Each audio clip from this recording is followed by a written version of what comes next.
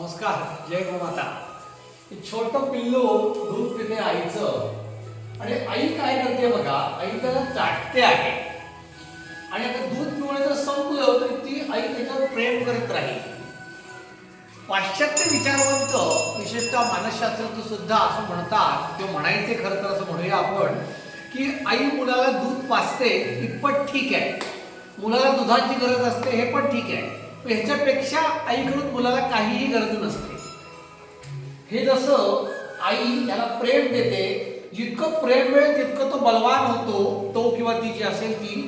तसंच आपण सुद्धा आई आपल्याला प्रेम देते, आई आपल्याला आसरा देते, कुशीमध्ये घेते, आधार देते, त्यामुळे आपण मजबूत होत जातो. पाश्चात्य विचारवंत असं म्हणतात की अन्न वस्त्र निवारा याच्याशिवाय काहीही लागत नाही कोणालाही.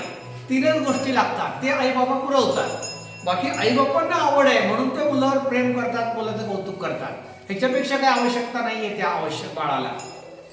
परंतु त्यांच्याच पैकी एका शास्त्रज्ञाने, त्याचं नाव हार्लो, या मानसशास्त्रज्ञाने त्यांचाच हा सिद्धांत खोडून काढला आणि भारतीय जी वृत्ती आहे ती प्रेमाने ताकद वाढते हे अधोरेखित केलं योग्य सिद्धांतावर पुराव्यांनिशी. हार्लोने काय केलं, काही माकडांच्या पिलांवर प्रयोग केला. नंतर या प्रयोगाला निष्ठूर वगैरे वगैरे असं नावं देण्यात आली, म्हणजे नावं ठेवण्यात आली देण्यापेक्षाही. परंतु या प्रयोगाने हे प्रेमाचा खरा अर्थ नक्की केला.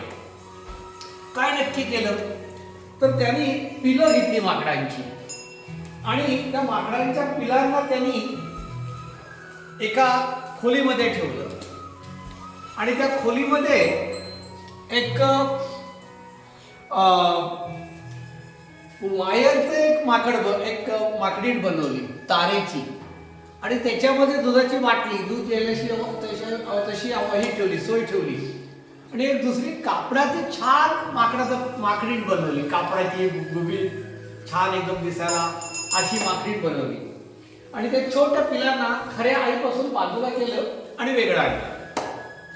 आता ती पिलं जेव्हा दूध पाहिजे तेव्हा त्या वायरवाल्या माकडीकडे जायची की जी कुरूप दिसायची, यांत्रिक दिसायची, दूध मात्र प्यायची, बाकी थांबायची नाही.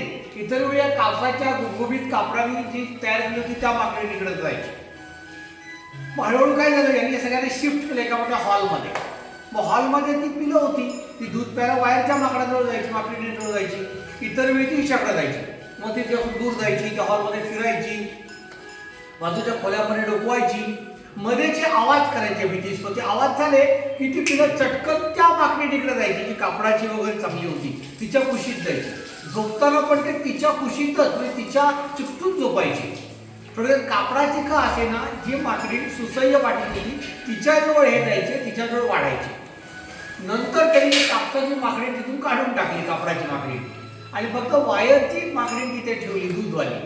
मग घडलं असं की यांनी दूध प्यायचं हळूहळू बंद केलं आणि त्या हॉलमध्ये जाणं बंद, ते माकडाची पिलं ठेवलेलं होतं. ती पिलं घाबरत असत आरडाओरडा झाल्यावर, बाहेरून काही आवाज निर्माण केल्यावर, पण त्या वायरच्या माकडीजवळ ते जात नसत जिच्याकडे दूध सुद्धा होतं.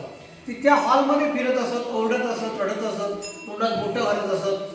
पुढचं निरीक्षण असं आहे की तिथले बरेचसे अल्पायुषी ठरले, बरेचसे मानसिकदृष्ट्या आजारी राहिले.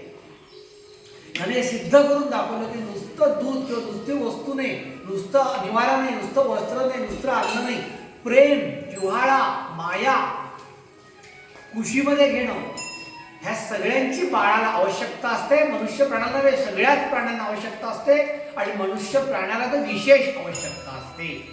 त्यामुळे भारतामध्ये साने गुरुजींचं पुस्तक प्रसिद्ध आहे, आपल्या म्हणजे श्यामची आई किंवा कृष्ण आणि त्याची आई देवकी माता, यशोदा माता किंवा कौशल्य आणि श्रीराम यांचं नातं, असं भारतामध्ये पुराण काळापासून माय आणि लेकरू यांचं नातं सुप्रसिद्ध आहे. नमस्कार. शेठ गोशाळा, रत्नागिरी मंडणगडमधून मी सचिन शेठ. जय गोमाता, वंदे मातरम. एक मुखाने बोलूया. भारत माता की जय.